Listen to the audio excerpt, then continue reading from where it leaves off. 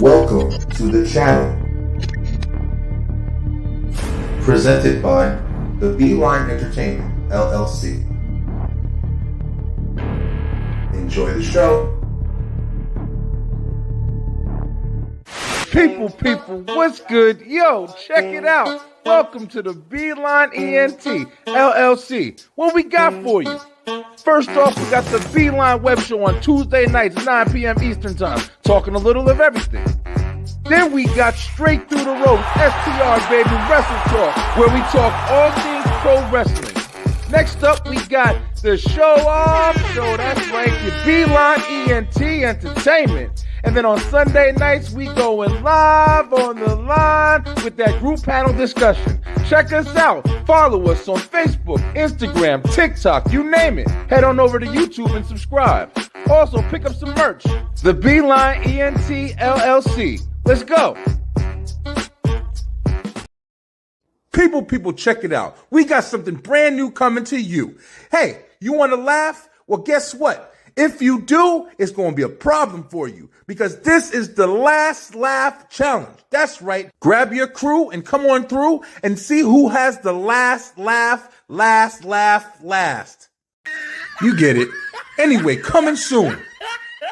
WTW Wrestle Talk Wednesday. That's right. Get with me, Brian B., as well as buzzing with Marlowe's very own Warren Marlowe, the American prodigy. And you see him, your man from the 1130 podcast, Dre on Wheels. That's right, we the commission talking that Wrestle Talk Wednesday nights, 5 p.m. live. Yeah, be there, subscribe, follow, like, share, get at us. Commission, baby. Look, mama, I fucking made it! I'm on the Billboard! Album out now, y'all. Go get that shit. My album is out right now. Look at the Billboard, man. Look at the Billboard, man. We taking the fucking... Excuse me. Hey, how you doing? I want to introduce myself. My name is Tyree. Nice to meet you. I get nervous every time I see you. I think you're an angel. I already know your name. I paid attention for a while and noticed no ring on your finger. Damn. Hoping you're single, yeah. I know you'll see me watching you. You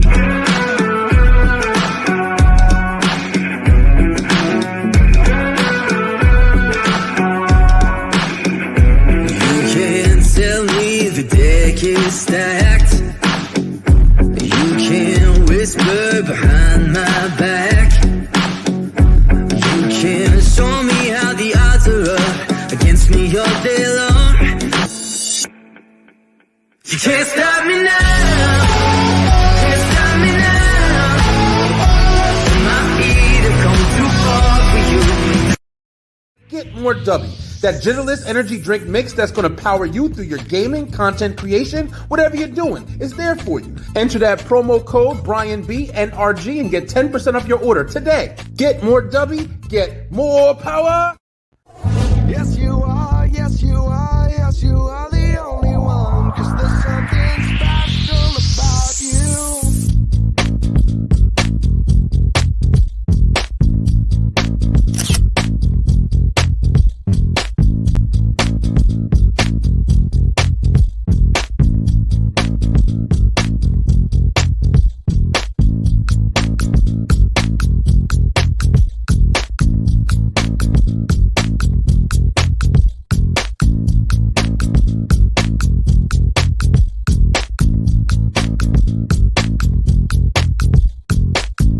Yes, you are, yes, you are, yes, you are the only one. 'Cause there's something special about you.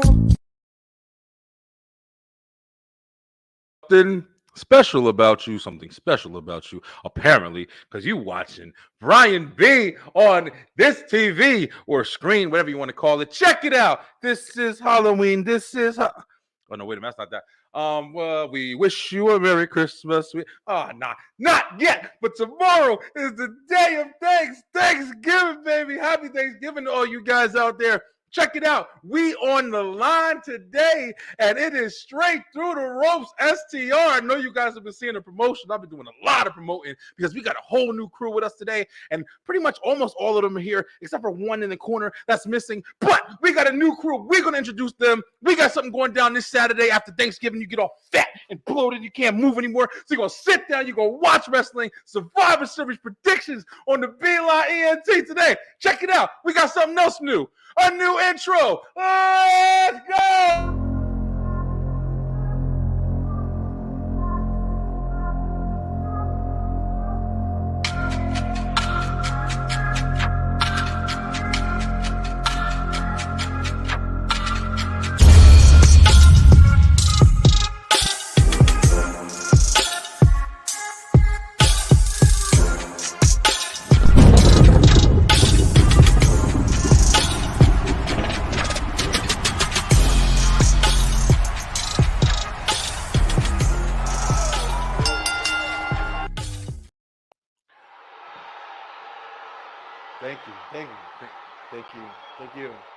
Thank you. All right. Shut up. I got to start the damn show. All right. Whatever. Thank you guys so much. Listen, I'm so happy today. I really feel really good. I got all my cooking out the way because if you guys don't know, another thing I've been promoting very heavy is tomorrow is Thanksgiving. That's right, guys. Happy Thanksgiving to you. And so it's just going off by itself now. But yo, we're gonna have an all-day podcast tomorrow. So you're gonna have a lot of different podcasters that are gonna come on. All right. You gotta chill. All right, here we go. All right, we have all different podcasters coming on there talking with us. We did it the year before. It's called Podsgiving, and we're gonna be on doing different stuff all day, watching videos and asking questions, and thing what we're thankful for and all that stuff. People will rotate in and out, and it was a lot of fun last year. So I want to do it again this year. I'm gonna try to go as much marathon on it as I can. Bah! Yo, before we do all that, we got to introduce the crew. That's right. Look, I'm just going to bring them all in. Raven, as you guys know, you guys have gotten to know Raven over the times. Raven is she got a busy schedule, man, and we're trying to get her on here with us. I think she's going to be joining us tonight. She may be coming on a little later. But let's go ahead and introduce the crew. What up, my people? What's good, y'all? Man, what's up, bro? Happy Thanksgiving, guys. Thanksgiving, man. Yeah, Happy Thanksgiving. For sure. Yeah. See, we got a new face on the line. So, guys, as you guys know, my man, Mr. Slim Jefferson. He's been on the line with us for the last couple episodes, like going on like a month now. We definitely appreciate him, Slim. I'm so glad to have you as part of the team. Judgment Day. We the Judgment. I don't even know who our parts are. We're just the Judgment Day. Right now, we're just taking her name. But we do have Slim. Before we jump to you, we're gonna hit the ladies first, and we have the newest member of the STR team. We have Miss Lay. What up, Lay? Go ahead, introduce yourself. Thank you for having me. First off, yes. My name is Misha Lay, but just call me Lay. I'm hailing out of South Carolina, and I'm just excited to be here. Yo, listen, we excited to have you. I put a promotion out, and actually one of our own, recruited you and kind of like reached out to you, and I appreciate her very much. You're also a fellow wrestling fan just like us. You're going to get to know us very well on the show, and it's going to be a lot of fun. So looking forward to it. I can't wait for all four of us to get together and powwow. Listen, I just want to let everybody know right off the bat, Slim kind of already knows. I like to debate. We don't got to agree on every fucking thing. Listen, don't even think, oh, we on the same show. I got to be nice. Nah, man. We can have fun. The teams fight. And we're going to get to know each other. It's going to be a lot of fun going through this wrestling journey, this new year coming here. But Slim, what's good, brother? How's the day going, man? Going good, man. Anytime you can have some time off of work is always a good day, brother. I did nothing but relax the day away.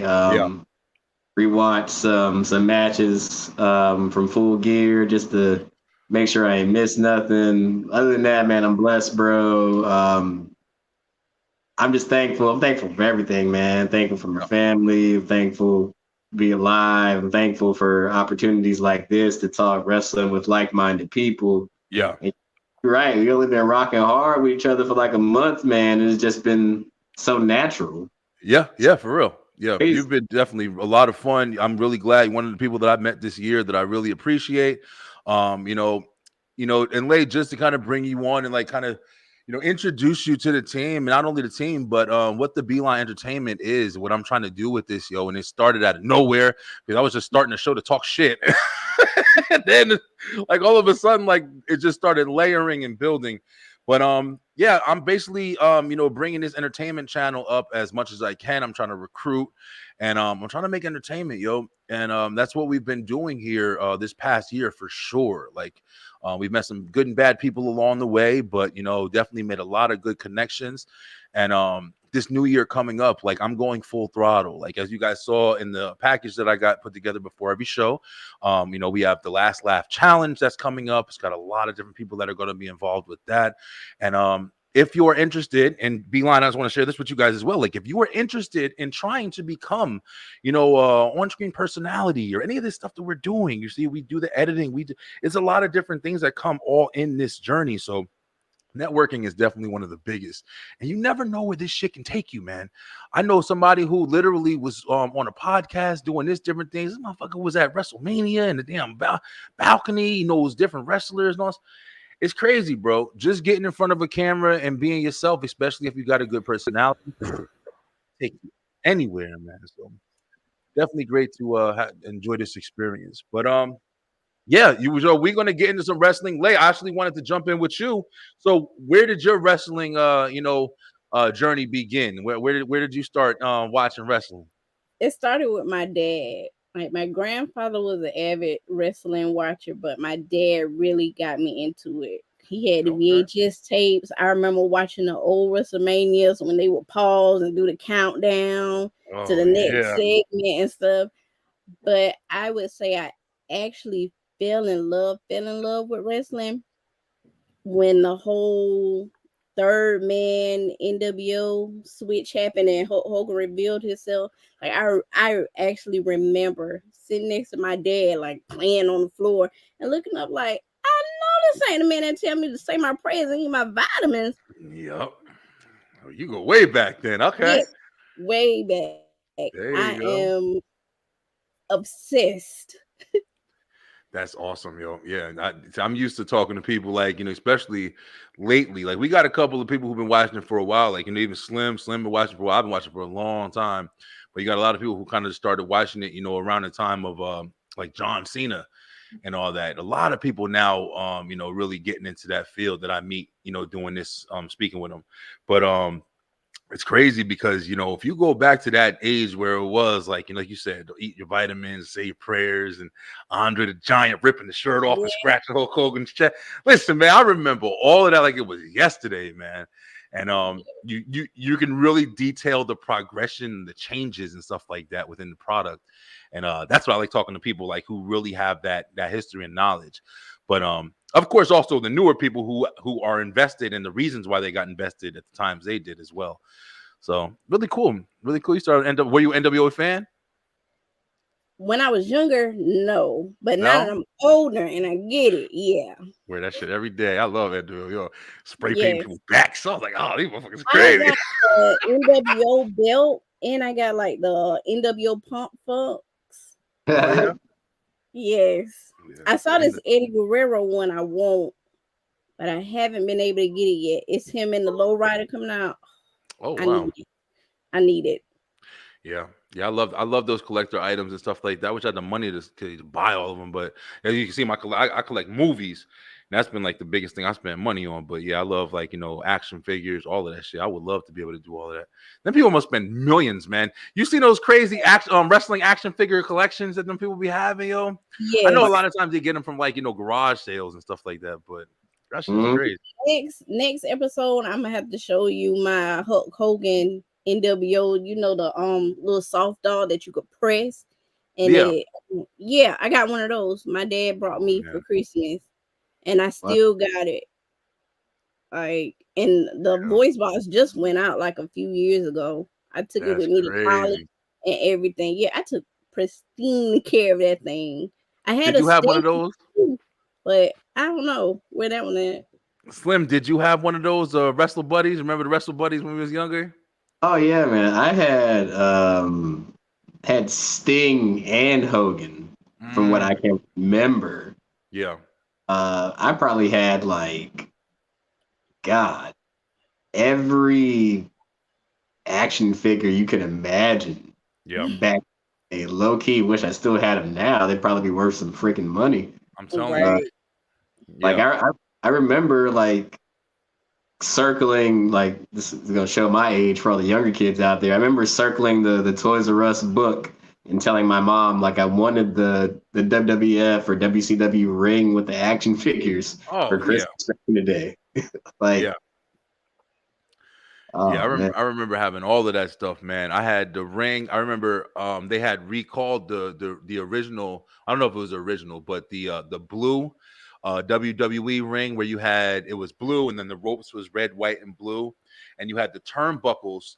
The turnbuckles didn't have like a base part on the top, so they were like they weren't pointy, but they were rounded, and they were jacking kids up. Kids was falling on them and getting jacked up, and they had to recall them or whatever. And I had that original ring with the round part on it. And I remember because I used to fall and we used to play in the room and we used to fall. And there was a couple of times I fell on it, jacked myself up or whatever. It was puncturing kids and shit. But man, I used to have Bret Hart and doing their dun dun dun and dun. I was a fuck. I was I was WWF. Yeah, I used to have all that stuff, man. And then transitioned into the Attitude Era and got the bigger ring with the bigger bendable, crank the bones, and man, listen, I had all that Yes. stuff. Oh my gosh. I Oh forgot yeah. about those. Yep. The Rock, Stone Cold, Bret Hart. I had all of them, yo. And we used to have, and then I'd have gargoyles and shit too, and they have Royal Rumble. I used to love my toys. But, yeah, it's Christmas time. Don't you ever, us being adults now, don't you miss that shit, bro? Like the excitement of Christmas and circling the toys, like you said. I miss the simplicity of just being a carefree kid, not having to worry about stuff. For real. Right. Just thinking Santa Claus is gonna bring it. Bro. No bills. Bruh, that part especially. Like, yep. No, but for a while though, because my dad had messed me up. You remember when Stone Cold stunned Santa Claus? My dad didn't show me the parts that led up to it. He just called me in the room, was like, "Christmas is canceled." I'm like, "What is going on?" And he shows me Stone Cold stunning Santa Claus. I'm like, "Oh God, yo, I gotta get nothing." Like, that's funny as shit, yo. Hold on, I'm about to show y'all the video from you saying that right here. This video jacked me up because I've been seeing like a couple of these recently. These pranks that the parents do on the kids and stuff like that. This one was funny, yo. Hold on, wait. I'm gonna show y'all. Shit had me crying earlier. This is some shit that, like you just said right now, Stone Cold stunning Santa Claus. You'd be like, oh man, that's just some whatever shit. But as a kid, like, that'll jack you up the rest of your life, and they don't even know they damaging you and shit. Look at this shit, yo. Look at this shit right here. You're a mean one, Mr. Green. You really are a hero. You're as cuddly as a cactus. You're as charming as an eel.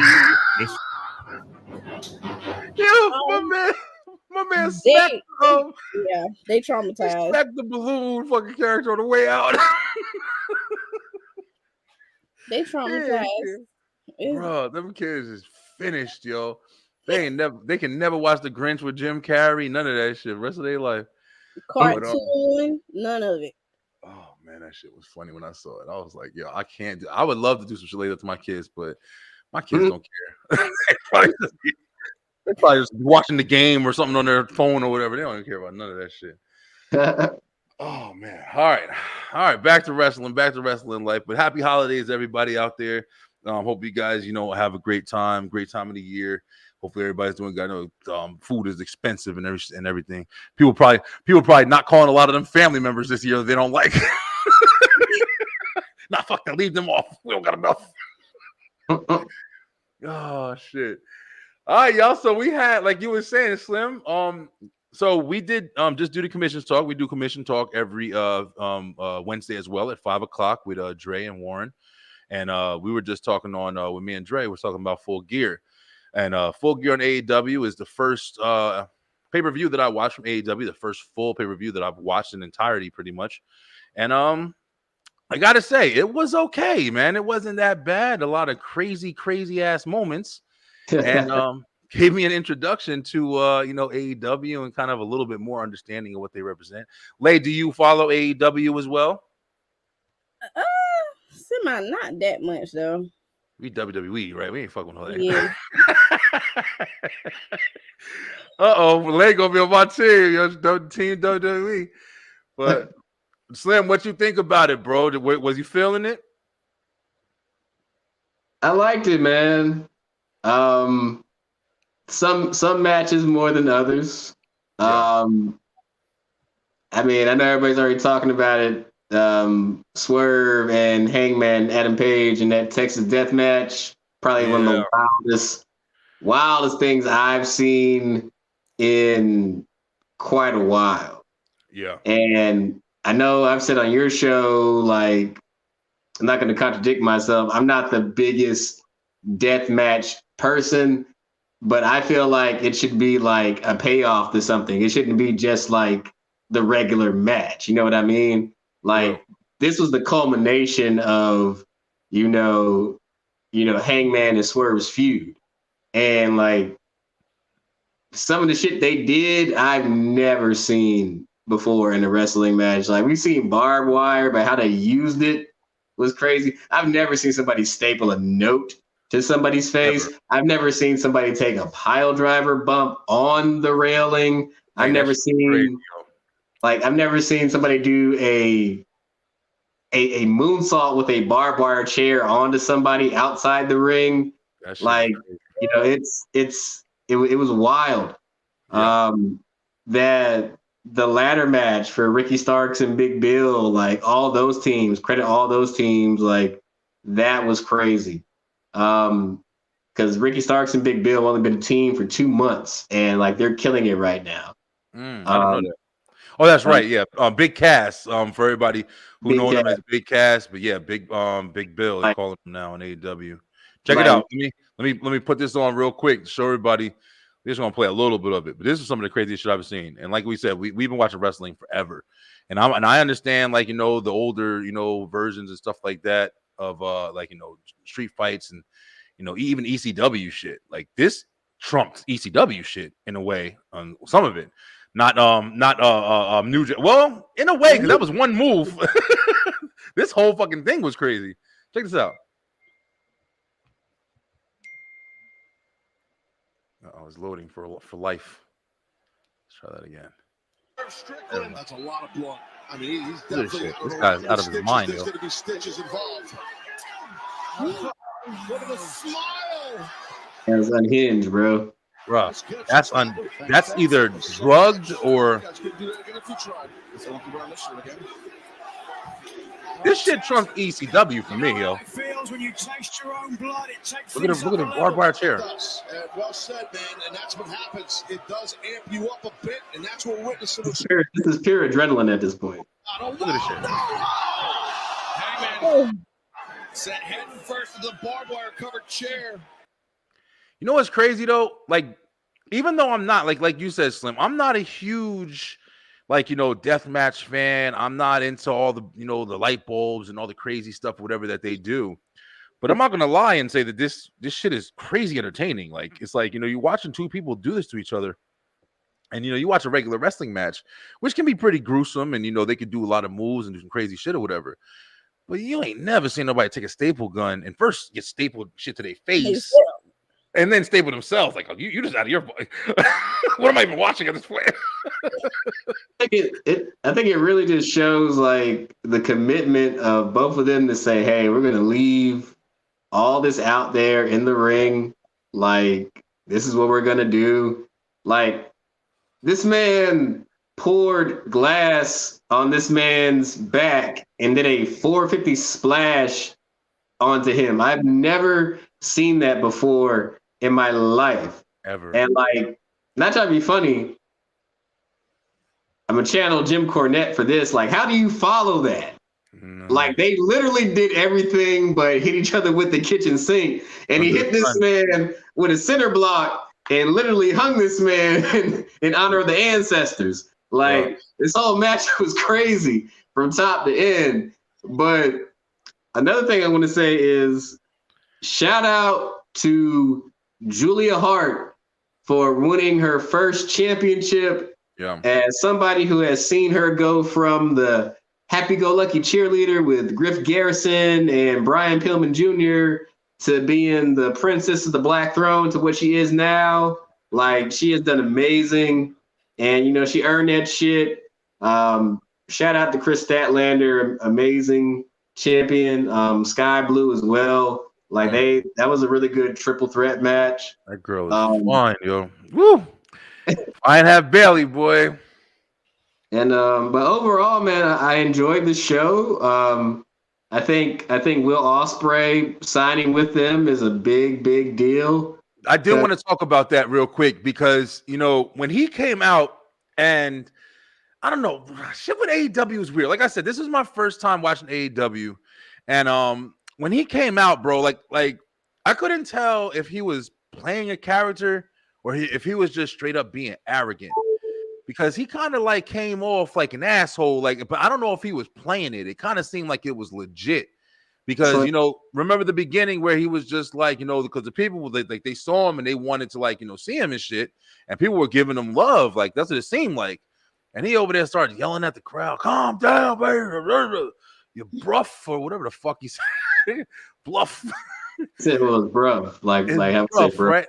It's like bro, right? That's what I figured, like from how they say it in England or something. But that's in essence that is Will Ospreay. Like I'm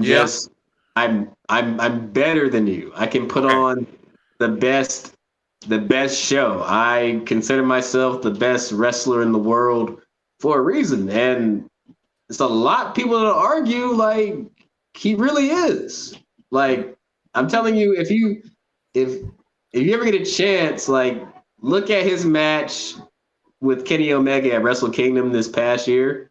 You're right. Definitely probably a match of the year candidate. Yeah. Him signing there just brings a whole plethora of new matches. It's a whole crop of new talent, and it's like a legit superstar because outside looking in, unless you are like a super fan like myself or have followed him on the indies, a lot of people might not know who Will Ospreay is. Yeah. But coming to an American television circuit, he's going to gain popularity. He is. He basically can be Tony's Seth Rollins in AEW. And that's not a slight on anybody. That's who a lot of people compare him to. Like Will's going to put on a show. Like I'm not going to be surprised within a year if he's not in that title picture. Well, I think he should. I definitely feel he should start off in the title picture. I think his name alone is established to where I think people at this point are kind of people with a higher caliber in the indie scene, like Will Ospreay, or even like Ricochet and these guys. Like when they come in, I think Ricochet kind of set the tone for understanding, like when you go to WWE, you're going to start off in developmental. Like, there's a few guys who didn't start off in NXT, like AJ Styles. Mostly like AJ Styles is really the only one I can really think of. But somebody like Will Ospreay, like you said, he's been dominant on the independent scene in New Japan, one of their top guys, So it's like I don't think that they want to mess with the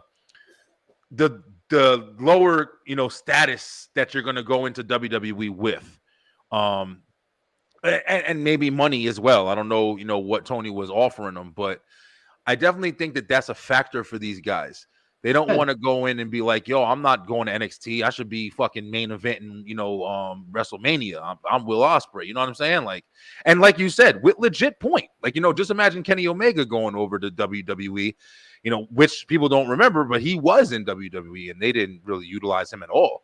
So I don't know, bro. It's interesting because WWE, no matter what you say, like WWE is top dog.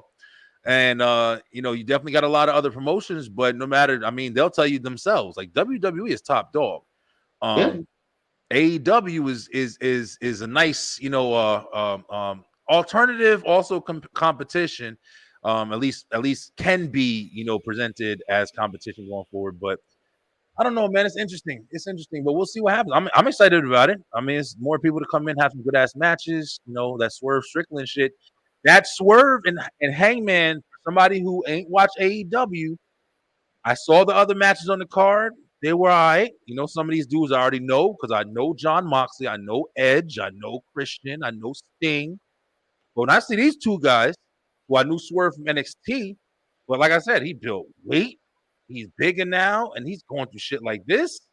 I'm intrigued. You feel me? So that's why, in my opinion, AEW is definitely competition because somebody can catch a glimpse of some craziness like that, which got everybody talking now. Oh Now, yeah. probably watching. I guarantee you, Dynamite's numbers are crazy just from that match alone. Yeah, yeah, it's interesting, bro. But it was a pretty good pay-per-view. I didn't like the MJF shit. I didn't. I thought it was flat. I thought it was boring. I didn't like the whole what's his name? Adam Cole on the crutches and shit. I don't know. I wasn't feeling it, bro. Then they stretched that shit out and it really didn't go anywhere. But I don't know.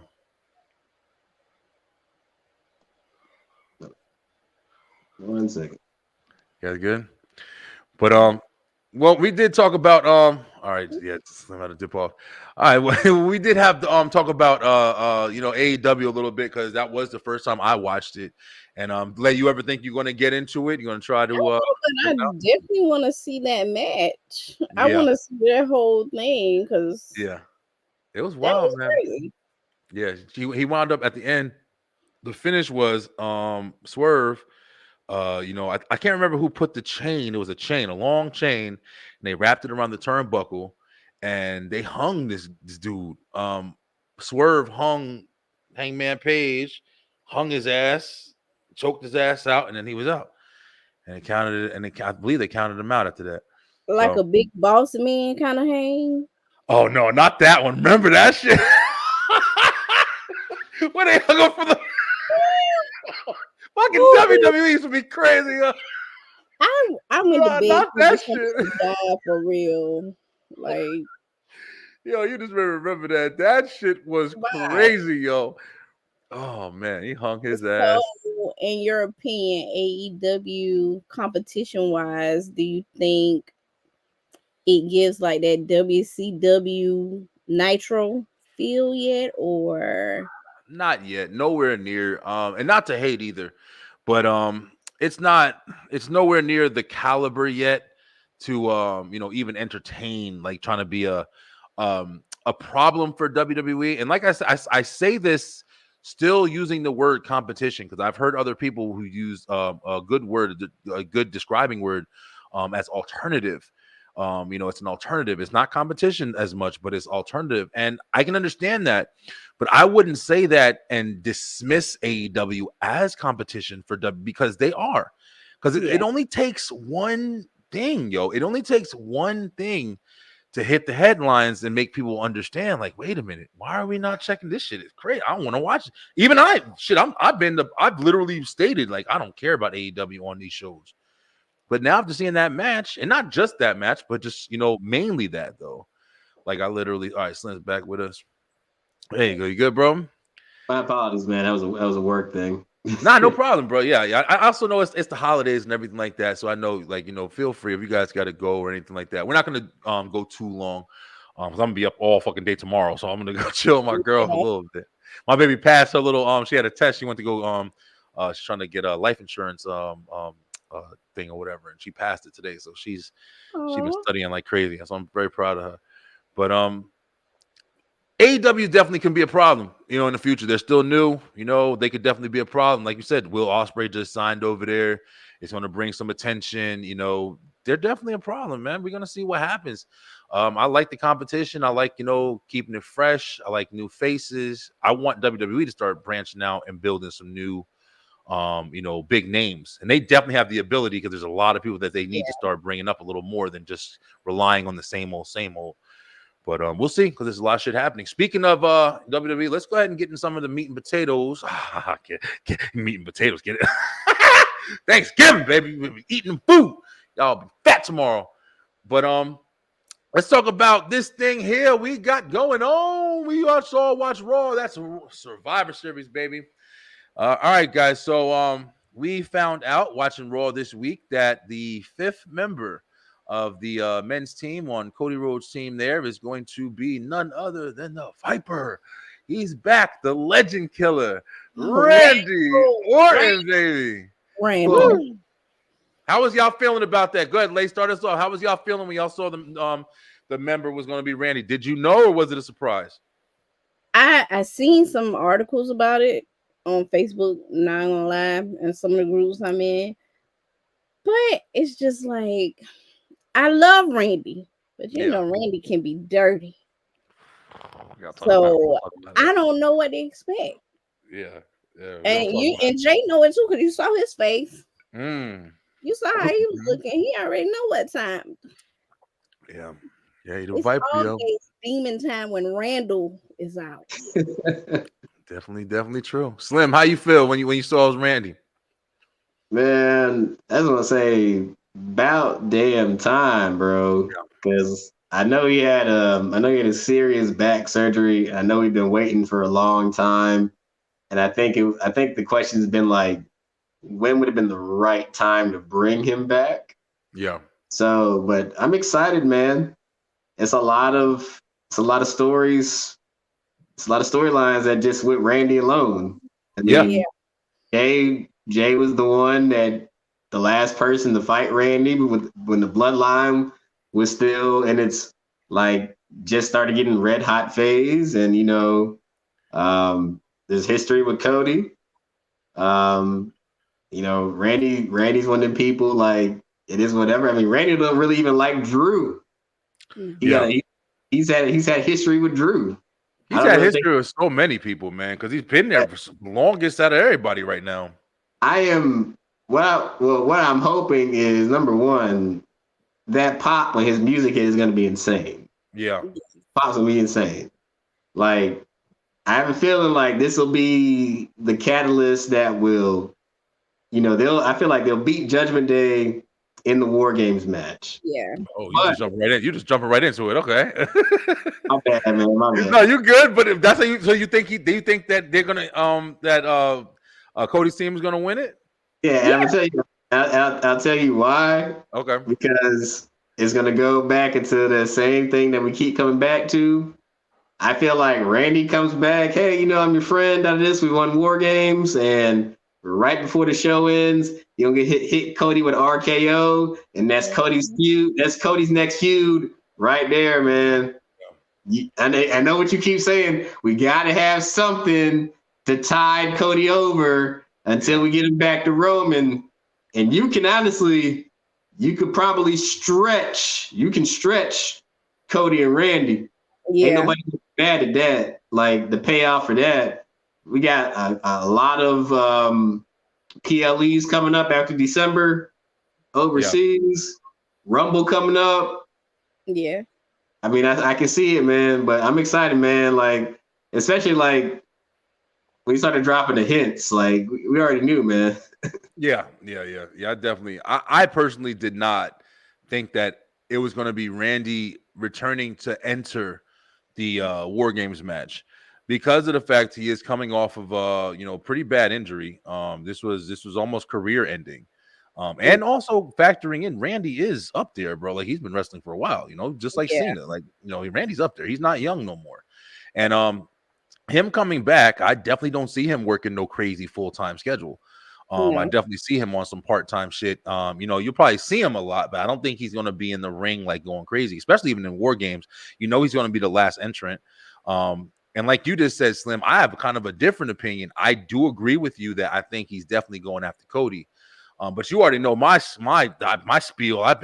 You're kind of new to it, Lay, but I'm the sole believer that Damian Priest is going to be the one to dethrone Roman Reigns. And with Randy being back, I definitely think that this opens up opportunity to build Randy and Cody at Mania. And I don't know how it's going to happen, but I do think that Randy's going to get up in that War Games match, and I think he's going to be a standoff. He's going to be the last person to remember. After the last person, you have the match begins. I'm telling you right now, I think right when that bell rings, I think Randy is going to RKO the shit out of Cody, and I think that he's going to walk out that fucking door. And if that happens, I will respect Randy Orton more than I do now. And I think that shit would be a statement, yo. Gonna come at the beginning, though. I feel like the betrayal is gonna come right in the heat of the match, and bodies are laid out, and Cody is just excited, like, oh, and then that's when he.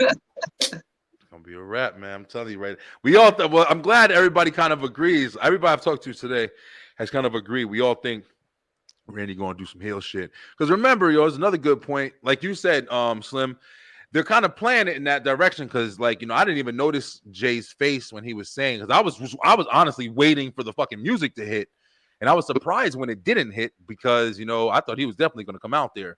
But that would have been a huge pop, and that would have built, you know, definitely anticipation until Survivor Series. But you know, when he didn't come out, and then they started showing like, oh, Jay looked so worried. And then I was trying to pull up the clip. I thought I had it, but you know, exactly what happened before Randy left when he was with RK Bro. So Randy has been on that, you know, good guy shit for a while, and then he was out for a while. I do not think he's coming back as a face, yo. I think he's definitely coming back on some heel shit because Randy Orton's heel, man. He's always a legend killer. You know, he's always been that. Randy kind of has like that Stone Cold mystique. Like, he not necessarily a heel or a babyface. He's just him, and like he's an anti-face. Yeah, like anti-hero. Like, yeah, I feel you. I mean, I still think that he definitely doesn't change his character when he is, like, you know, when he's getting cheered or when he's getting booed. He does kind of remain the same. I definitely do agree with you there, but I do think that he does have. The character goes, you know, how it's supposed to, like with RK Bro is like the best thing. Like, we just knew. He even didn't he turn on Riddle a couple times, and they just kind of like brushed it off. Like, I know he RKO'd him a couple times. He never turned on. He didn't do it. I thought he RKO'd him a couple times. Oh, no, he never. Riddle couldn't stay sober enough to get turned on. That shit was stretched out too. Got 2 chances. Yeah. They wanted that payoff to really build, and I really don't. I mean, I was never really into it, but that's because I like solo Randy. I don't like when they put like, you know, top guys in long time tag teams. But I don't know, man. I definitely think he's gonna come back on some heel shit. I'm glad everybody kind of agrees with it as well. Because if he doesn't, like you said, Slim, yours honestly is probably the most likely. Like, I personally think Judgment Day is gonna win it. I think Judgment Day is building, man. I think they're really building something with Judgment Day right now. And I think that they're going to put them into a situation because you got the Damian. Now they're over there acknowledging like, oh, Damian, you're the leader of the team. You notice that they were saying that shit because he was just like, I'm the leader. He wasn't saying I'm the leader of the team. So we're going to see what happens. We're going to see what happens, though. But so all right, so Slim says he thinks Cody's team is winning it. I think that the main match is going to be Judgment Day. I think Judgment Day is going to take that. What you think, Lay? I gotta go with Team Cody. Team Cody, okay. Yeah. So yeah, that's a big build. I mean, Jey Uso's in there. Who you think is gonna be the one? Somebody's got to do something. You think Jay's gonna hold it down? You think Cody's gonna hit the pin and get the win for him? I think for some reason, I think Jay will start the match. I think Jay and Drew possibly start the match. Yeah. And I think it's trying to think like it could be some crazy spots because JD McDonough could probably go off the top of the cage, do some crazy stuff. Yeah, we're gonna get to see him a little live in this one too, and see him and Finn Balor's interaction together. That should be interesting as well. Yeah. Dom could possibly do some crazy stuff. It's a lot of different factors, man. Yeah, Rhea. Yeah, she might be able to she might be able to do something because we all know that Zoe Starks is not beating her. Yeah. We might as well just get that out the way. Like, let's just put that on first. Just, Like, and don't get me wrong, I like Zoe, but we all know like this is not her time. wouldn't Like, you rather see, I don't know what they're waiting for, but wouldn't you rather see the Shayna Baszler? Like, I feel like Shayna should be built up, and put in that position. Like, Zoe's. I guess this is almost like a throwaway, man. Like we're at a like Extreme Rules or something, because it feels like Survivor Series is like, in my opinion, the fourth biggest pay per view. yeah, So I feel like they should have had maybe Shayna, in that position where at least make it challenging, or make you think that she's gonna lose that shit. I'm not even worried about Rhea losing that shit. yeah. But they might be saving Shayna for something else, or what I keep seeing, they keep teasing this interaction between Shayna and Zoe. So I feel like they're just gonna make them a tag team for some reason. Yeah, I'm so tired of Shayna being in the tags, man. But This is then like it's her like, fourth one. once we get past December and get into like January, February, we've got Elimination Chamber in Australia. So who's going to be her opponent for the biggest pop of her career in a country? Yeah, they have to make a big one. And I think there isn't a lot of candidates right now that you can say, oh, I want to see them beat Rhea Ripley. Like, Yeah. she's arguably the hottest thing in the women's division right now, bar none. We keep teasing the interaction between her and Nia Jax, which will probably be a really good match, power versus. But until then, like, unless you're about to give me her versus Becky Lynch anytime soon, I don't see anybody right now. That would be good. That would be pretty good. Yeah. Hey, it's going to take And I that. will say this, since we're talking about the women division. I Yeah. think they're going to tease Jade at some point during the night. Yeah. Oh, you think they're gonna tease Jade on Survivor Series? Yeah. I think they holding her, yo. I don't think they're gonna release her. I think she ain't gonna come out until next year. No, I don't think she's coming out till next year either, but I do know that they're going to tease her. I just feel it. You don't think she gonna hit NXT first?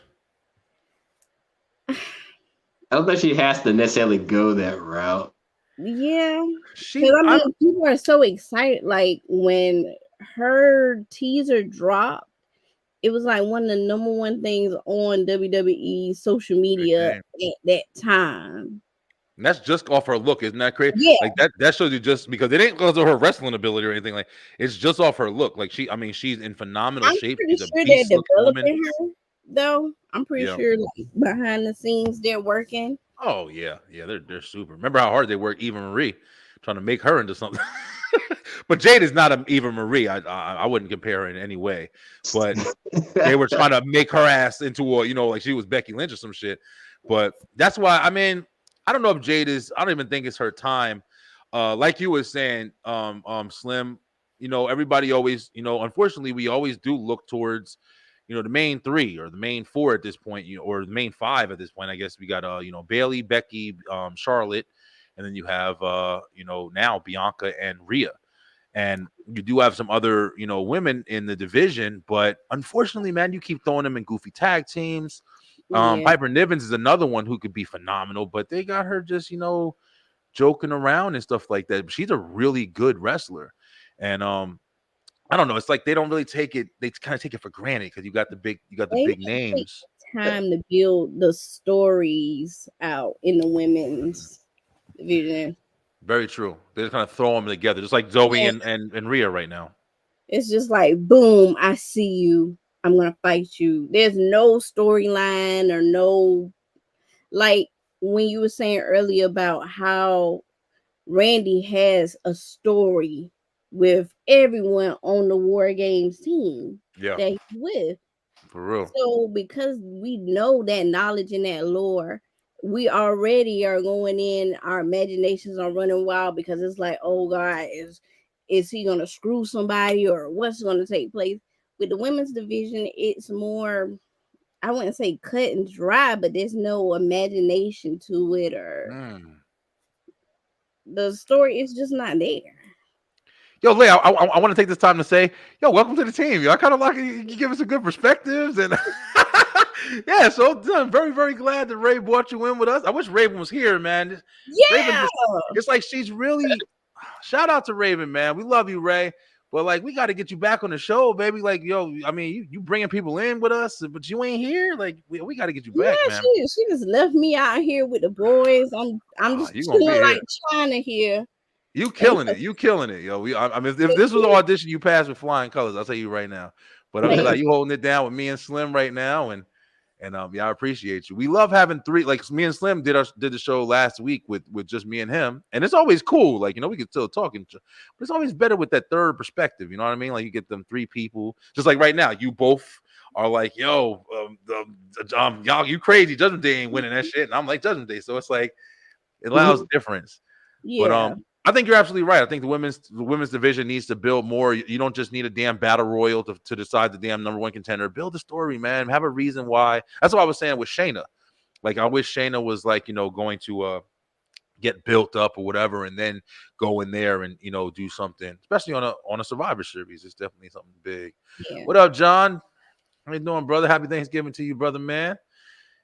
Jonathan Wanglin. He hosts the Wrestling Revival podcast. Check him out. He hosts some older shows and stuff like that. He's watching old Raws and pay-per-views. Definitely go check out the Wrestling Revival podcast. Great show, great guy.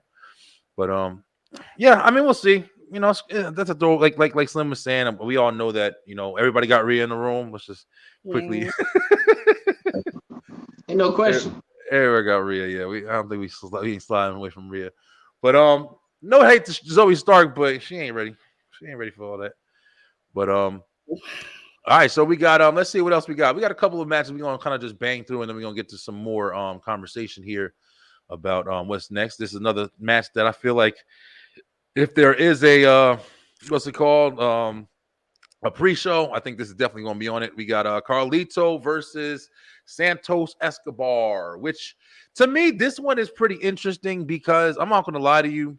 I feel like something big can come from this match. Carlito is definitely you know, somebody who's been in the industry a long time. It's always good to see you know, old school face come through, and he's pretty good. But I think that Escobar really has something to prove here. I feel like we can really create a new dominant heel, and really create some new, you know, engagement. You know, some new people. Same way I felt with Shinsuke, even though they kind of shitting on Shinsuke now. But you know, they're doing these promos to see who he's talking to. We'll see. But I think Santos Escobar has the ability to become a big name, yo. What do you guys feel about this match right here? I want Carlito to win, but I don't think he is. Yeah. I don't think he is. Yeah. I think Santos should take this one. Yeah. What do you feel, Slim? They finally about to give me what I want, and that's a heel Santos Escobar, as he should have been for a very, very long time. Like I've said before, if you go back and look at his work in NXT when he was a heel, he's better as a heel. That whole babyface thing he's doing, it don't work, man. Legado del Fantasma, his faction was a heel faction when he was in NXT. He's a better heel. But I feel like it's going to be a good match. It's been a minute since we've seen Carlito one-on-one at a pay-per-view. And I think both their skill sets match up for a very interesting match. Like you said, like I think we both all have said, this is set up for Santos to become a very, very big heel. Mm-hmm. And, you know, hopefully this will lead to like a match with Ray when he actually is healthy. I didn't even know he was hurt. I didn't even know when he got hurt. Me neither. Yeah, me neither. I thought that was all a setup. But yeah, he really got surgery. But he does have a cartoon coming out. Oh, really? I didn't know that. They just teased it, I think, today or yesterday, and it's gonna start on Cartoon Network, I think, in Latin America first, And it's gonna be like 10 episodes, and I think it's like Rey Mysterio versus the Luchadors. I think that's the name of it. But That's I'm pretty cool. excited because I want to That's see really it. cool. Are you gonna watch it? Yeah. All right, there you go, Lay. Go ahead. Let us know how it is. I'm probably not gonna watch. I ain't gonna lie, but I like that shit. I mean, I grew up in the era where it's like the wrestlers was having like the Scooby Doo movies, and they started having all that stuff later on, and then you had so you definitely had a lot of people. Hulk Hogan had his thing back in the day. Yeah. So it was always fun. But well, that's really interesting. I didn't know that at all. But yeah, shout out to Ray. He's definitely doing his thing. We'll see. I mean, I'm not really interested in Rey Mysterio having titles and shit anymore. I'm not gonna lie. I'm not trying to hate on him, but I'm just ready. I guess I'm ready for new stuff, man. I'm tired of the same old, same old. I want some new shit going on. But all right. So we all agree Escobar is probably gonna take that one. I think that would be the best thing for him as well. Definitely a lot going on in that faction, and we're gonna see what the hell happens with the LWO after that as well. Real quick, I wanted to jump to this. This was something interesting that I saw today that kind of changed my mind, yo. Let's go ahead and get a temp check around the room. How does everybody feel like Jey Uso is doing on his own? Everybody feel like, are you missing the Usos tag, or you feel like, no, this is a great step for him? Go ahead, Slim. I feel like Jay is doing better than Jimmy right now. Because, like, I feel like when I watch a Jay match, it's interesting. I feel like when I watch Jimmy, I just feel like somebody is playing second fiddle. And, like, not trying to be mean, but it's just like, Jay come out, you get the crowd hype, everything, and then, like, you get sucked into it, and it's just like, just trying to, his whole thing is he's just trying to live up to that moniker, main event Jey Uso, and prove that, he's not his past. Yeah. And the thing that gets me about Jimmy was, didn't you want you the first person besides Sammy that wanted out the bloodline? Now you want back in the bloodline. Now you're okay since Jay is gone and Jay is free. But you said that, you didn't want him to become like Roman, so that's why you betrayed him and cost him the title. So it's just like, I think Jay has done good on his own. I think he's done really, really well. Yeah. As far as, I feel like they kind of like just saddled him and Cody together just out of necessity, because what was the point of, me going a single way and you sticking me in a tag team less than 2 months later for like a two match run. But I mean, I feel like he's done well. I gotta see what they're gonna do with him after War Games. Yeah. Are they gonna continue this feud between him and Drew, or is it gonna be like, another proving thing? We don't know. Yeah. That's why I'm asking. We're gonna talk about it. Let me get Lay. Lay, what you feel about Jey Uso's single run at this point? I'm not feeling Usi. I'm just gonna be honest. I'm not feeling Usi. I guess I've always been a Uso fan of them together. So the whole them on different shows, but I do agree with Slim. Jay is more of the standout of the two. Yeah. You can't deny that. He got the yeet going on, and I loved him and Cody's little press conference afterwards. That was some funny shit. That was good. That was good press. Yeah. But I still want them to come back together. You do? Like, it just don't feel. It feel like I'm eating. Oh, you're talking about the Usos? Okay. Yeah, I want the Usos to come back together. It feels like I'm like eating something and it don't have salt in it. I don't know how to explain it. Yeah, the Usos is the greatest tag team in the world to me. Yeah. Yeah. Listen, y'all might be a little surprised, man, but like you said, Lay, I like his run, and I think he definitely can have an independent run and be successful. But it's kind of like you said, I do feel like there's something missing. And Slim, like, to your point, like you were saying, like they took him out of a tag team and they literally put them both back in teams. And I mean, I'm not saying that you can't do it to build story and you can't do it to build character or whatever, but you gave, a tag team a split, and then you put them with a tag team, and then literally gave one of them the tag team titles. I just don't understand, like, what the hell is the concept behind that? Just to have them lose it. And also, like, his character is definitely a lot of fun. He does a lot of fun stuff. He does get the crowd hyped, and he does have a big following. But this was my thing that I was worried about with Jey Uso when he did get out of the Bloodline story. The Bloodline story definitely allowed Jey Uso to become the best Jey Uso that we've ever seen. Yeah. Because the story was so damn good, and he definitely played his part to the T.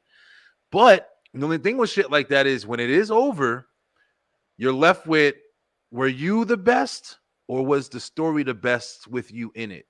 And I kind of am starting to feel like Jay definitely is good, but I don't know if we definitely, in my opinion, haven't seen why he is individually yet. If that makes sense. Like, I don't think we've seen it. Like, this is the Jey Uso. We can't wait for him to be WWE champion. I don't see that yet. I see, like Lay was saying, I can't wait for them to fight and get that fucking tag back together, because when they get that match, that's going to be the match that I am going to be sitting on my edge of my seat for, because I want to see that Usos united shit again. Even with Roman, I want the good bloodline faction now. We've had the heel faction for 3 years. Now I want the good. I'm with Sammy and all. I want Sammy to come back too and just have the good bloodline faction going up against whoever. Like, but WWE will break up a faction. Oh yeah, look at Hurt Business, man. Yeah. Destroying Hurt Business. I'm still hurt on Quickness. Hurt Business, probably the best. And then tease the shit to bring it back together, and then give us some halfway ass thrown together Street Profits. Yo, Angelo Dawkins. Listen, Angelo Dawkins, if you watch my show, thank you for but that gear that motherfucker wearing right now, he look like a cheerleader or some shit. You better change that shit, bro. Where that shit at? Watch. Look at this shit. Angelo Dawkins ring gear. Do y'all notice it? That shit look crazy, yo. Angelo, let me see. I'm gonna pull that shit up. But I'm gonna show you guys a slide in a minute, because of I was actually saying that because Jey Uso just came out and said that he's actually interested in an individual title. He'll be shocked to figure out who he's looking at. This guy right here. Look at Jay's over here saying. Yeah, so apparently he said the first singles championship on the top of my list is the IC title. Gunther gonna have to ruin that. Oh, Gunther gonna have to run that. Everybody over there. He likes the tribal chief. You see what I do. I think I'm saying it right. He likes the tribal chief. You see what I do to the tribal chief. I don't give up. I don't give a damn. Let's run that. Damn, it's hard as hell to read some ghetto shit. Let's run that. My dad was an IC champion. My uncle Umaga, IC champion. Shawn Michaels, my favorite wrestler. Oh, shit. I didn't know Shawn Michaels was his favorite wrestler. The greatest, Razor Ramon. All the greats held the IC championship, and I'm trying to get that. That's pay-per-view material right there. Now, being me said all the stuff that I just said, I can definitely see him going for a run with the IC championship. I think that would be that'd be pretty cool. That would establish him. What do y'all think? You think that if my man, let's go ahead and pick it up. Do I have it here? Yep, there it is. If this match right here. Oh yeah, we gotta hear from Slim on this one. Slim, go ahead. Slim, go ahead and start us off, yo. What we looking at here? We're gonna burst everybody's bubble right now. Let's go.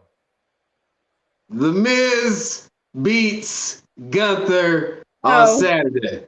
Okay. Oh shit. Wait a minute. We got it over here.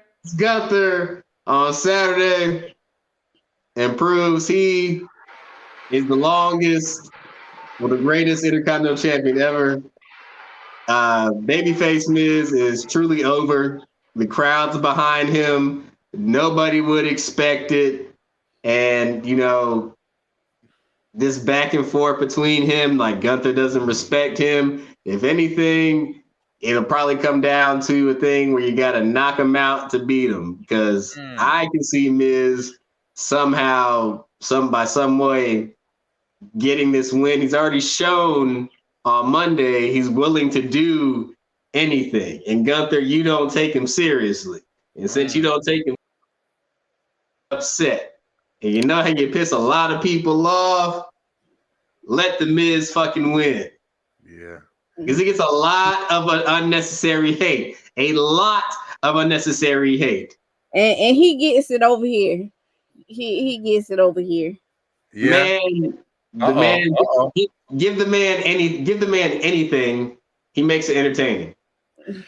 I'm not gonna lie, I'm on your side with that. Slim, we've had conversations about the Miz previously. The Miz definitely is, one of the top guys in WWE. Love him or hate him, there's no way to deny it. He's incredible on the mic. I mean, his mic skills are top tier in all factions. I'm not gonna lie to you though. The Miz had a great promo this Monday, but you want to know something? Gunther had a fucking great promo too. Gunther came off so authentic in that promo. I almost felt it. Like he was really telling the Miz, "You who are you, motherfucker?" Like I was like, "Damn, Gunther eating his ass up." And the Miz came back because he's the Miz. But I ain't gonna lie, Gunther ate his ass up. I almost felt bad for the Miz for a minute. Like you're just a joke. Do you see who I am? That's the thing I like about Gunther, yo. Gunther is straight prestige, yo. Like you have to be validated even to step in the ring. And I like that establishment about him. When he does, I'm definitely going to say when he does, go after that title. And I like how they're keeping him nowhere near the title picture right now because it's smart. Because the IC title is enough for him, and he doesn't have to even think about any other title because when he does get to it, I definitely feel like immediately, even when he loses the IC title, he should be like, well, I've outgrown that shit. That's why it went away from me because I've already been past that. I've established that already. Let them have it. My goal is now the big belt. And I feel like they should give that shit to him because I think Gunther he's definitely the next big shit in WWE, yo. Yes. Yeah, he's incredible. He's incredible on the mic and everything. He's incredible. He doesn't even have to say much. That's what I like about Imperium as a whole. But yeah, definitely interesting, man. I feel like Slim, you got Miz? Got Miz all day, man. You got Miz. I actually am a little torn between this because they could do a big ass swerve and let the Miz win that shit again. The Miz is. I mean to cut you. I feel like this match. I feel like this match will surprise a lot of people because I think, and I know what a lot of people are going to say. A lot of people are going to say, "Well, I don't expect much from Miz going into this match because it is Gunther." Yeah. These are. Let me be wrong. These are two very, very different, contrasting styles, and we're going to see how they work. Come Saturday. But I feel like this match will surprise a lot of people because you can cut through the BS right now. You can't tell me the Miz can't wrestle. No, he can't wrestle. He's not. I mean, the Miz is definitely. I mean, he could definitely wrestle, but he's definitely not like a technician or anything like that. I mean, not even a striker. I would say the Miz is an opportunist. If I had to put him in as like a caliber of like what kind of wrestling strategy he wrestles with. He's an opportunist. He's good. He's good. He works his craft well, but he definitely is, like Daniel Bryan said, safe as fuck. It's not a bad thing, but he's not one of them guys that you're going to watch a match and expect to see like, electricity. Like you're going to see a match. You're going to see some heel shit. And with Miz as a baby face, I mean, in my opinion, the Miz doesn't work as a babyface. He would have to be that same shit like we were talking about with Randy Orton and like Stone Cold. He has to be just playing to the good side, but still an asshole. That has to be his character. That's basically what he's doing. Yeah. The Miz has to be an asshole, man. And he's so great at it. Like it's his natural shit. And that's why I said like when Gunther was digging in his ass, I like almost felt bad for the Miz. Like I was like, oh damn, I got feelings and shit because Gunther dug in his ass. Hey, but it's what you said right there. You started feeling sorry for him. He's a baby face, getting the crowd behind him. Yeah, he definitely did.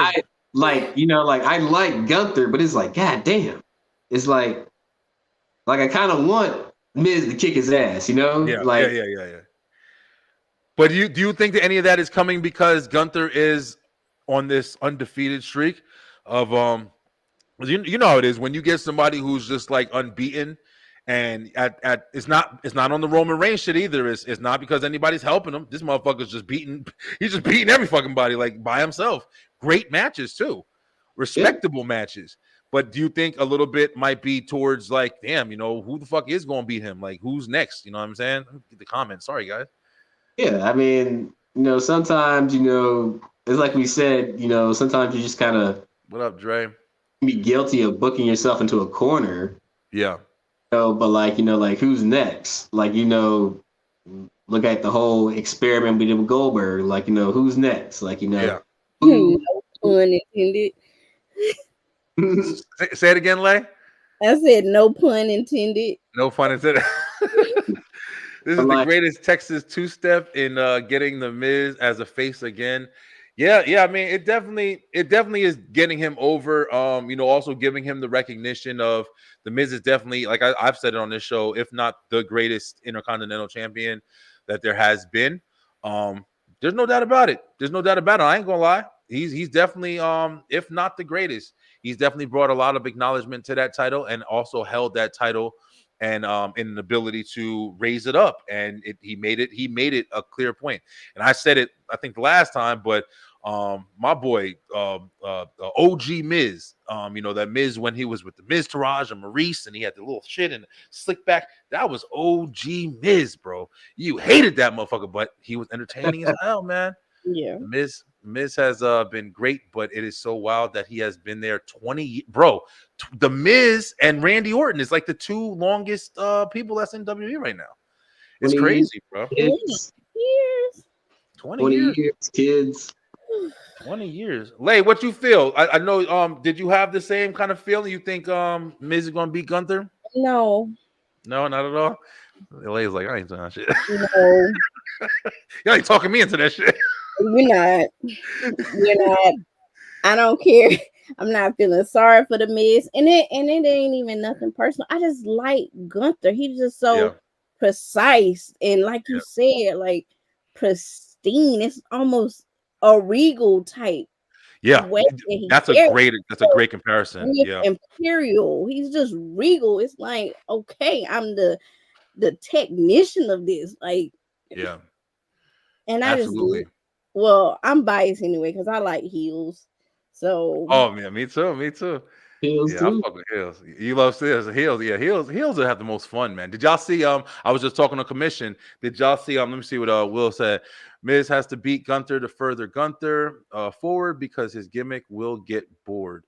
Yeah, I mean, Will, if you think, are you saying Miz's gimmick will get boring, or you think or Gunther? Because I mean, Gunther can literally just keep beating motherfuckers.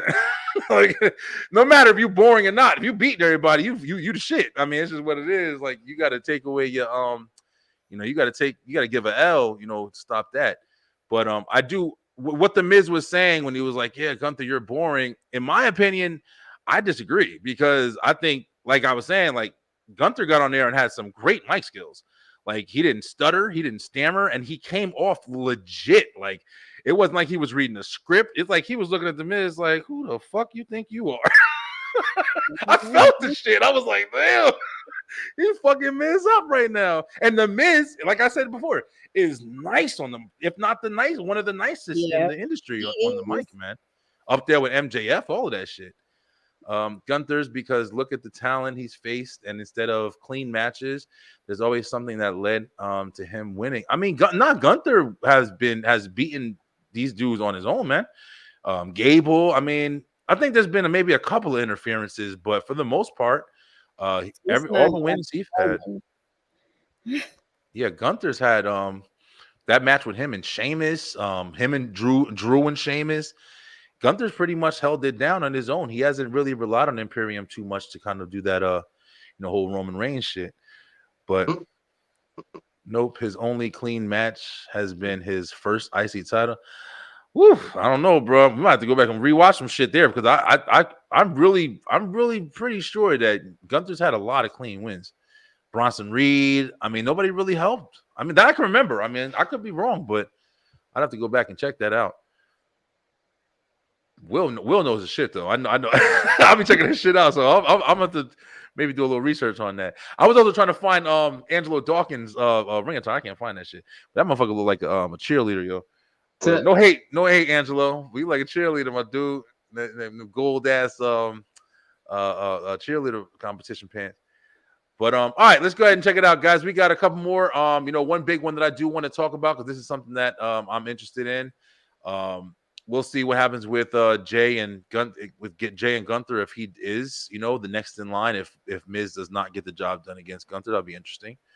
Don't get me wrong. Gunther is great and should be in the main title. Yeah, definitely, he is incredible. But we're gonna go ahead and talk about the next one here. We do have the women's title. I mean, the women's War Games match, which is going to be Shotzi, Becky, Charlotte, and Bianca versus Io, Asuka, Bailey, and what the hell? Kairi Sane. And there's only 4 in this match, which I was kind of surprised about. I thought they were going to get 5th members. But all right, let's get y'all thoughts on this. This is going to be the last match of the night. Who do you think is going to be taking this win for this match here? Start with Lay. Go ahead, Lay. I'm going to have to go with Belair, the man, Charlotte. I got to go with that team. I like Asuka, though. I really do. Yeah. I love her. Like, I saw her live at one of the house shows, and she was phenomenal. Yeah, Asuka's a beast. But I got to go with the EST in the game. Yo, I'm spreading rumors. Did y'all see Jey Uso and Asuka arrive to Raw the other day together? Oh shit! No. Oh shit! I saw that. Since we're spreading rumors, I saw somebody say, and this isn't dealing with the women's division. I saw this post saying that CM Punk was supposed to make an appearance.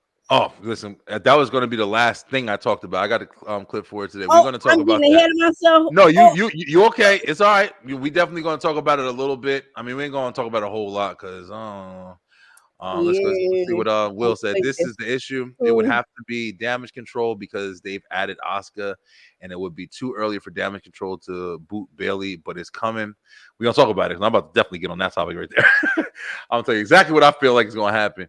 But you think, all right, so you think the man, Becky and Charlotte and them, they're going to be the winners of this one late? That's your predicament? Yes, your prediction? If they don't let their egos get ahead of them.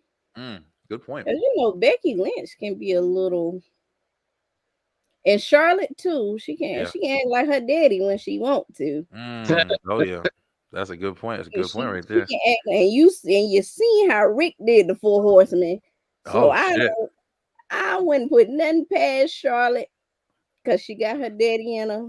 Shotzi a filler, right? Shotzi's just a filler. I don't know what the fuck she's doing up there. Charlotte gonna be treating her like mean as hell. Get out my way, bitch! Slim, how you feeling, bro? Was that William that said that they're gonna get rid of Bailey? Why does he? We're gonna talk about it. We're gonna talk about it.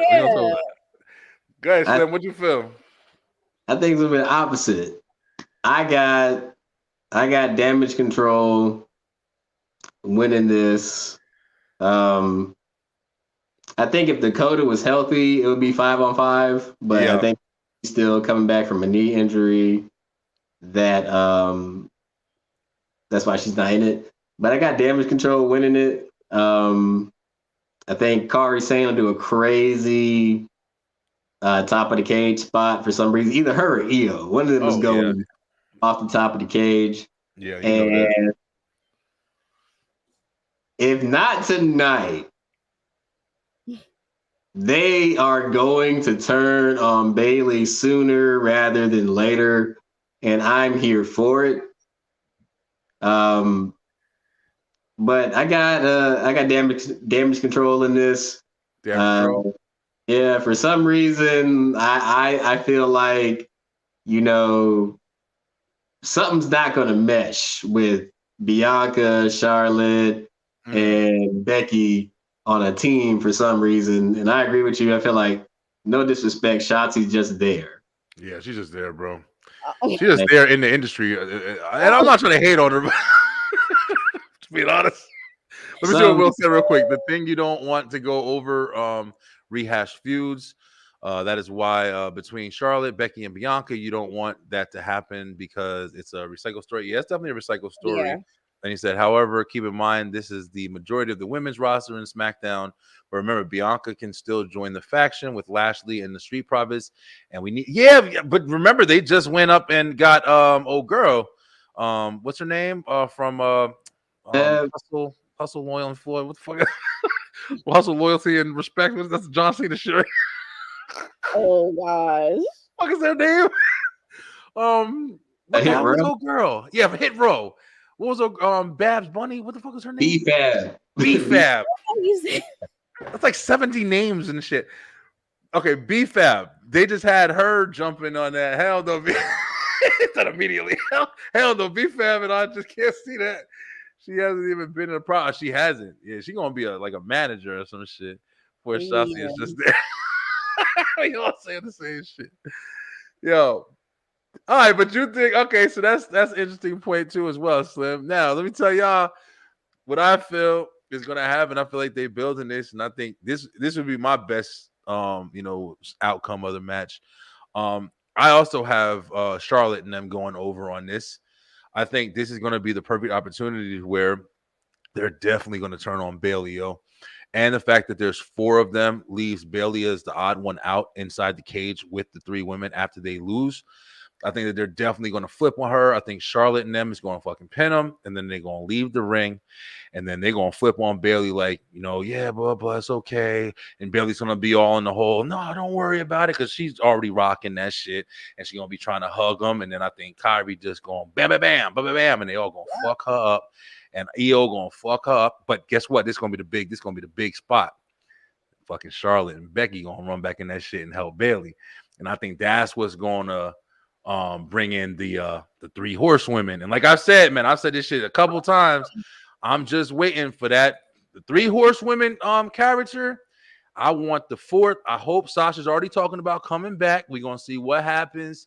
We're coming back to the ring, but we're gonna see what happens as far as what they can work out. But if they can get Sasha Banks back in fucking WWM, bring her in for the 4 horsewomen reunited and taking on some shit. Listen, bro, I will be so down with that shit. That will leave Kabuki Warriors versus Horsewoman. I'm telling you, it could be incredible, man. I get what you're saying. Like, I would love to see that. Yeah. But based on how she left, I can't see it. And remember, Vince was there, man. What you call her signings? Some fans was asking Sasha about WWE and things like that, and she just acted like she had a bad taste in her mouth. So I think she's kind of snotty too. Yeah, she definitely like her whole thing is kind of snotty. She's always been like, well, there's been reports. I don't know her and shit, but there's definitely been a lot of reports about interactions and kind of like her attitude and stuff like that. You've heard through people, but I don't know, man. We'll see what happens. Yeah, because Triple H is out there. Sasha is kind of out till next year at this rate. Oh shit, with her, I didn't know that. I thought she was trying to get. Oh, next year. Next year is 24. That's right. Next year is a month away at this point. But yeah, I mean, we'll see what happens if we can get that. Triple H will welcome her. Yeah, I definitely. That's what I'm saying. Like when Vince was there, she definitely left in a weight or in a state or whatever. And I personally don't think that she was really hated, man, because they were still kind of giving her praise afterwards when she left. She did leave on like bad terms, but it wasn't like she was hated, bro. And WWE is WWE. Them motherfuckers, yeah, bring your ass back over here. Don't go to AEW. That's all we care about. But it will involve her immediately getting the strap. Yep. I don't know about. We'll see about that one. She should. Yes, Sasha's incredible, man. That's why Naomi Trinity is thriving. Yeah, well, Naomi, not nothing against Naomi because Naomi is an incredible talent, but I'm not going to be like Naomi is on some generating popularity like Sasha Banks. She's a phenomenal athlete and stuff like that, but she don't got the same kind of star power that Sasha Banks has. Their tag team was cute though. Yeah, it was cute. Like you just even said it the way it was. It was a cute little thing that happened. It But was. Sasha and them Charlotte and Sasha matches, and Sasha Banks was, one of the fucking top wrestlers in the division. This is what I would be looking at right now. Like we just talking about with Rhea, right? We over here trying to figure out who the fuck gonna be. We don't even care about Zoe Stark, please. Check Rhea's check and be gone. But if Sasha, just imagine a Sasha Banks versus Rhea match and shit like that. You know what I mean? So it's like the star power needs to be more available or, built up, whether we talking about, like that's what I was saying with Shayna, like build some shit, man, because, you definitely need these higher caliber or bring them back. If you want to fucking have them, bring them back. But I always thought that it was a miss that Tamina and Naomi was never involved in the blood. Good point. Good point. Y'all agree? Y'all think that would have made the faction a little more interesting, having a dominant female presence right there? Yeah. Yeah. I mean, you don't see nowadays like a faction with a good female character in it. Like except for besides Judgment Day right now, and what's it called? Jad Gable and them. What's it called? Academy, bro. I love them, man. Like the last time we really seen a female involved in a serious faction gimmick was China, from what I can remember. You don't really see you don't really see a female presence in any top 10 famous serious faction besides DX. Well, Judgment Day now, and Alpha Academy. But it's interesting, man. Yeah. I mean, they definitely was some opportunities there. I thought Naomi as well, but Naomi being a part of the bloodline, I would have loved that. Especially being with the Usos and everything like that, would have just opened another door and brought a presence. I'm not gonna lie. For some reason, I always felt like they were low key punishing Tamina just based off what Jimmy Snuka did in real life. Like to me, it always came across like that. Yeah, for her dad and all his legal shit. Well, I mean, they technically can't, because if you look at what happened with that whole situation, Vince went down there, talked to the police, cut the, well, it wasn't a camera then, it was like a recorder. Cut the recorder off, paid those people, and went on about their business. So they can't really make her pay for that when Vince already paid it, literally. Yeah. So, I mean, I definitely get what Slim is saying though, because that is like, WWE does have an MO with the petty shit. You never really got to push. Like if you look at like when Tamina was even considered over for whenever she never really got a push.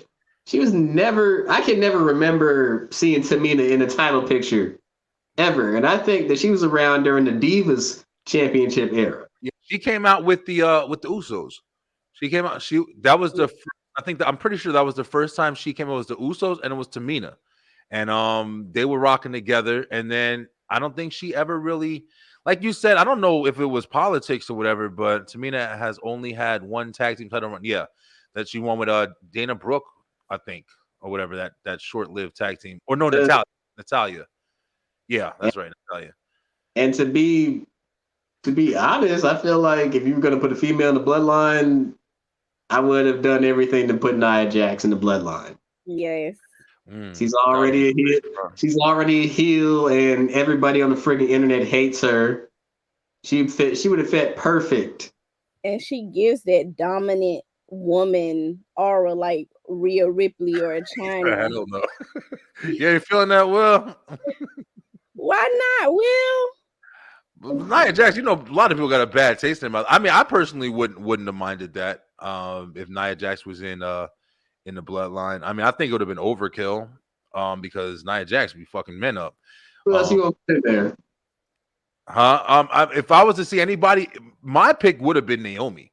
I feel like Naomi would have been a nice establishment for Naomi. She's already somebody who's been in the game. Nia Jackson, Tamina can hold their own.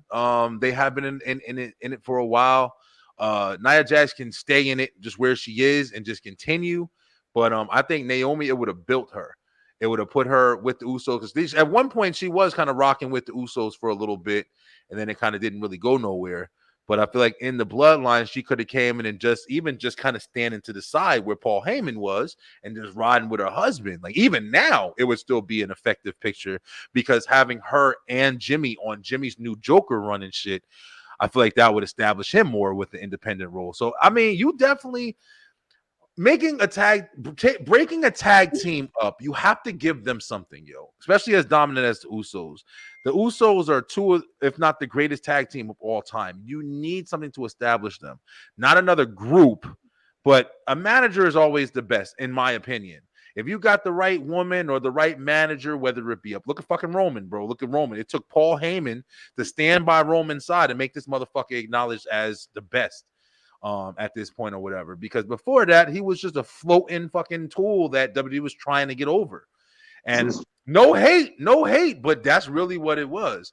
You gotta establish the character, man. Like The Rock was talking about on Joe Rogan and shit. Like you have to establish your image when you're doing this stuff. You can't just go out and just think you're gonna be a winner in this shit. You have to win the crowd over, and you have to have a proper gimmick that's gonna make you entertaining.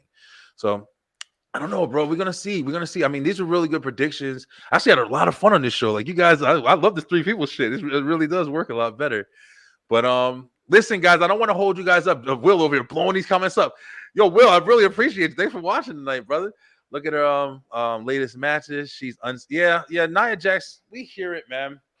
She's a little rough around the edges. To me, honestly, it's been looking like she's been kind of neatening it up a little bit. She hasn't been as when she first came back and she fucked Rhea up, man. That shit was hard to watch. But and Roxanne, she slammed Roxanne ass on the floor. Y'all saw that? Remember that shit? She fucking destroyed her ass. Bloody. I'm telling you, bro.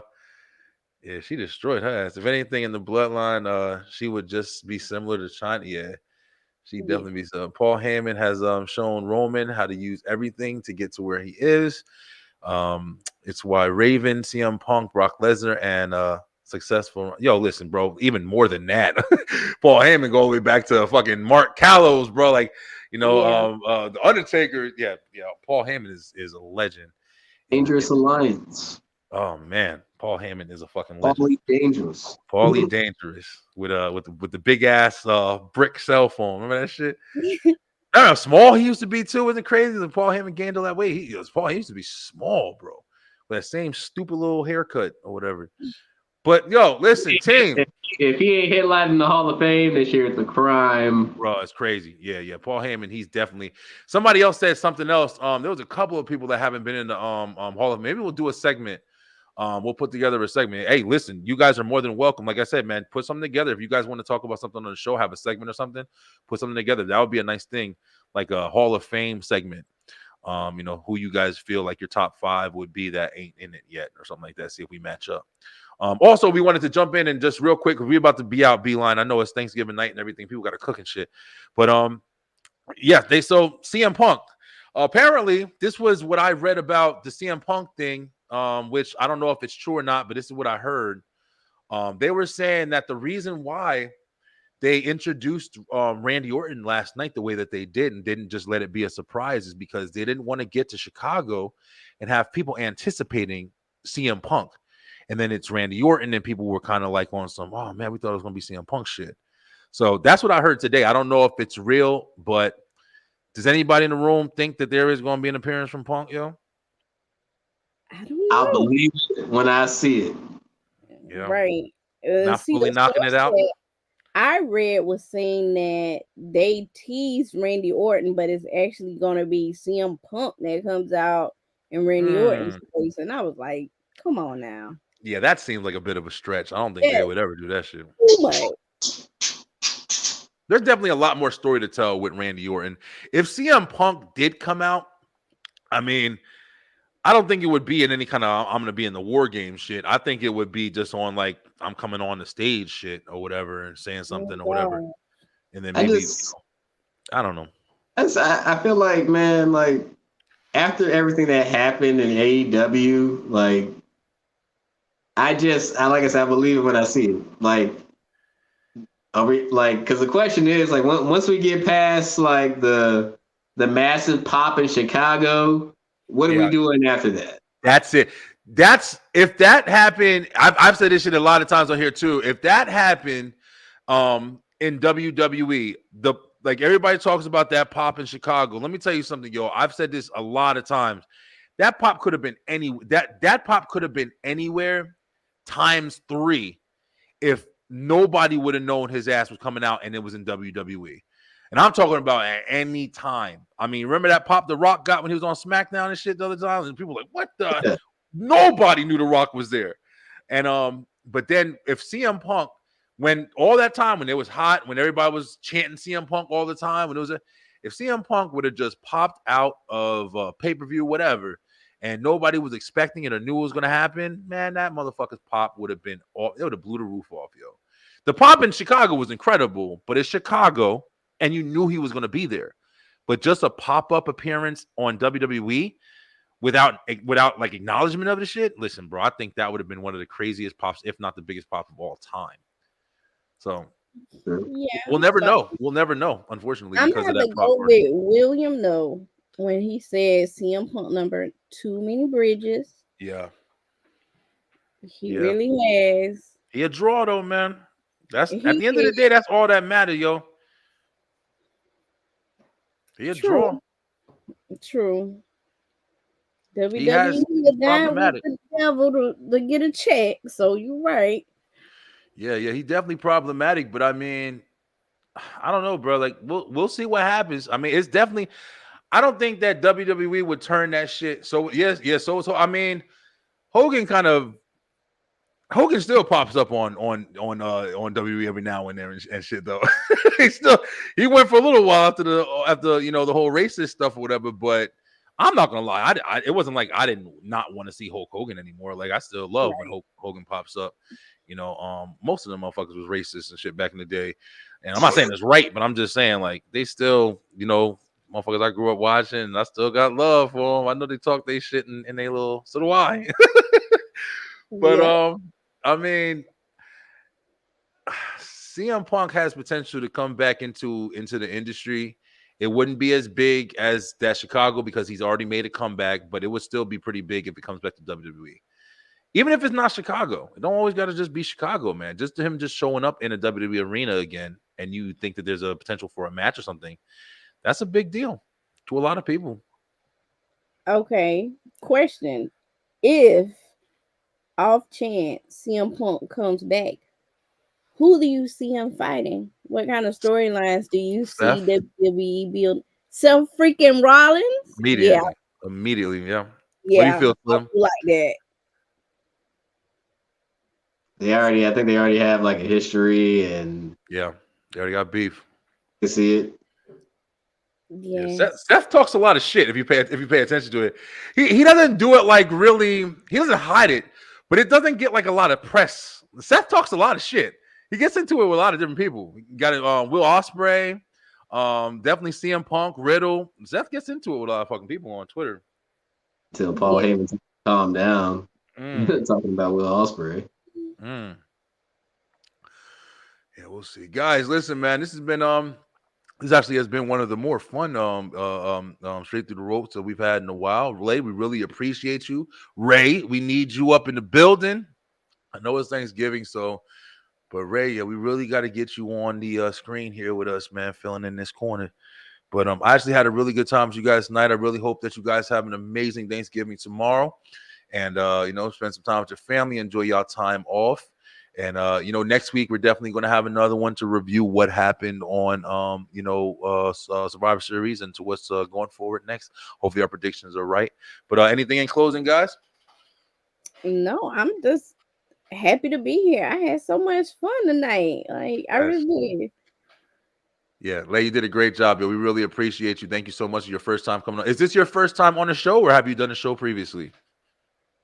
Podcast, yeah, I have, but this is first time doing anything wrestling based.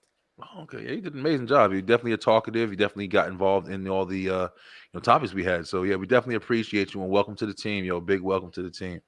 Slim, what up, bro? Shoot, man. As always, man, it's been a pleasure talking wrestling with like-minded people. Good debate, good fun. Shout out to everybody. If you're traveling, be safe. From my family to yours, have a happy Thanksgiving. Be blessed. Just everybody just have fun. Love on your loved ones. You shouldn't take a holiday to tell somebody you love them, but you just cherish them, man. I'm a big advocate for life. So like, just hug your loved ones. If you got kids, hug them. Grandparents, hug them. Bless them, man. And just be safe, have fun, and we're gonna see what's gonna happen at the Survivor Series, man. It's gonna be interesting, and after that, once we get past December, we'll be almost on the road to WrestleMania. That's it, man. That fast. We're gonna be hitting Royal Rumble. Yeah, it's gonna come really quick. Year's almost over. See what happens. Beeline, thank you guys so much for the love and the support and the chat. Everybody who was in the comments today, a whole bunch of people in the comments tonight. Really appreciate you guys for watching all night. This is the new crew here. We got one more with us, but for sure we're gonna be on every week. Talking about wrestling. If we're not gonna be on, I'll definitely let you guys know so you guys don't gotta anticipate it because I know you guys be waiting to watch. But I really appreciate you guys. Have a happy Thanksgiving. Stay true, stay positive. Pay attention, baby, because you're gonna be eating food tomorrow. You're gonna fall asleep. Don't be driving nowhere. Your fat ass eating too much candy and cake. Have a happy holidays, guys. I'll be on tomorrow morning starting 9 a.m. with the parade. I'll be watching the parade while I'm on talking with you guys. And we have a lot of really fun topics to talk about tomorrow. A lot of videos we're going to be watching and shit like that. All right, guys. We out. Peace. Have a great night, guys.